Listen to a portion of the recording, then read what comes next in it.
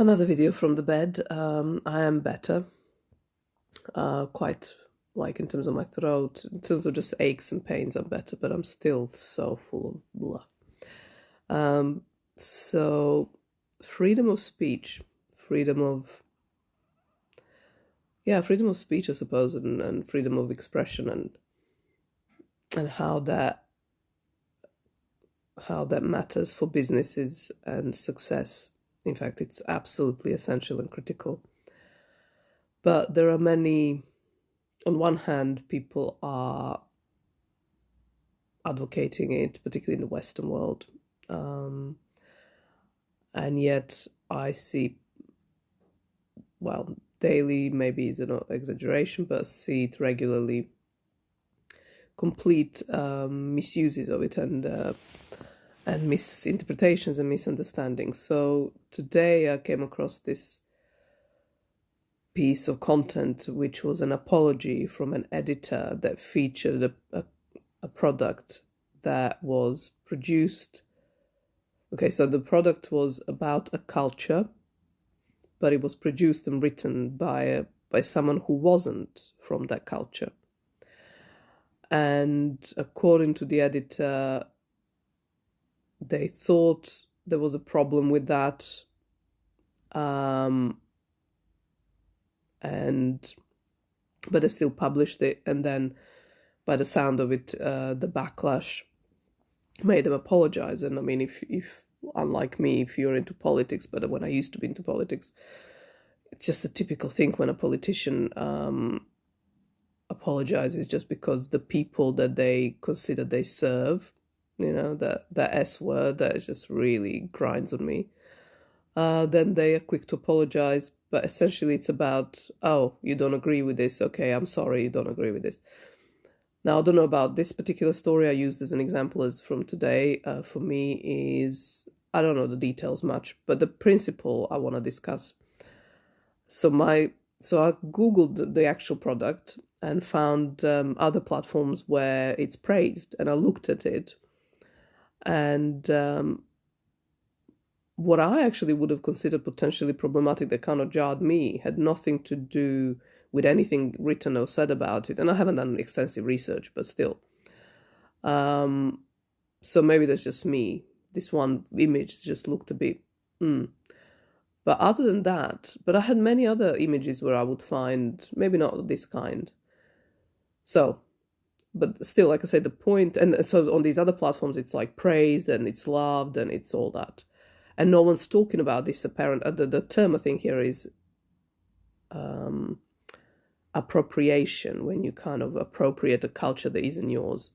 I mean, the whole Western world is about yoga teachers and yogis who'd spent a month, maybe years, maybe a week in India, or sometimes even just in their local, yoga teaching centers, and they call themselves yogis or yoga, anything and everything. I mean, talking of appropriation, and I don't see any of these people. In fact, I know that the products that they produce had sort of undertones of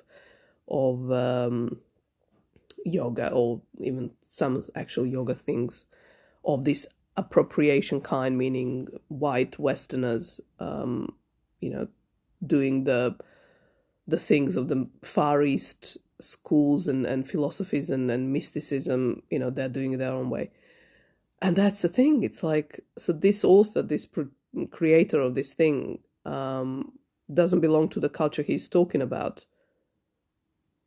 But he has a view, I mean, and he has a take on it, and it's a freedom of speech. You don't have to buy his stuff, but it's also about judgment there. So, yeah, and it's kind of something else comes to mind where someone I knew well once, and so she was a mother, but she had a major problem with mothers as an archetype, as just like figures in one's life, because her mother and her relationship with her mother was awful. And she was the first mother ever to tell, and she was a wonderful mother herself, actually. That was such an amazing kind of, difference, if you like, that she completely didn't repeat. She was just an amazing mother. And she loved my views on motherhood. But also when I said to her, usually you get mothers kind of not wanting to hear from you because I'm not a mother.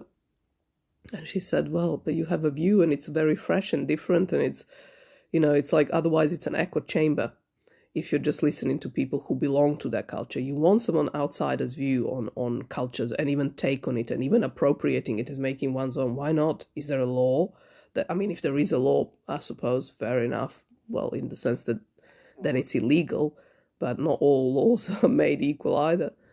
So all these things. So this kind of instance this morning I discovered is that kind of mob mentality. So you had like the same as politicians. So you have people, groups of people that you depend on.